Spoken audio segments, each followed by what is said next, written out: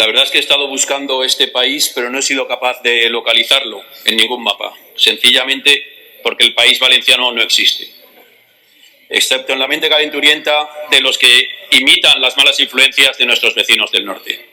Señores de Podemos Unidos, ustedes forman parte del gobierno de la Comunidad Valenciana y así deberían nombrar a esta región española, porque así define nuestro ordenamiento jurídico y por respeto a todos los valencianos.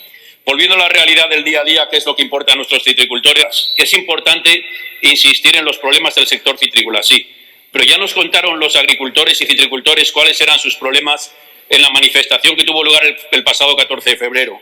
Y todos los partidos representados en esta Cámara parecíamos estar con ellos.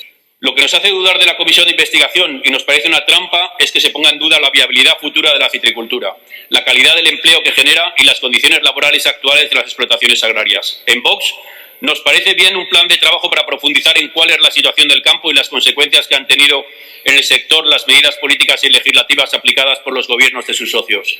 A ellos también debe acudir para exigirles responsabilidades, tanto por su crítica al sector como por su inacción e ineficacia a la hora de defenderlos.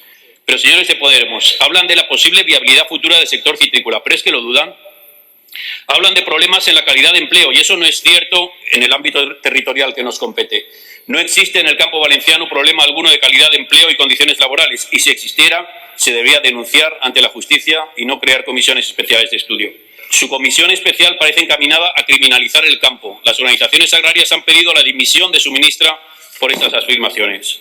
Establezcamos unos costes de producción y trasladémoslos al Ministerio para su aplicación en la ley de cadenas, señorías. Ya existe un buen trabajo base, que es el de don Pedro Caballero, que solo habría que actualizar. Señorías, Vox sí cree en que los mejores cítricos del mundo tienen futuro y sabe que nuestros agricultores tratan a los trabajadores con respeto y cumpliendo la ley.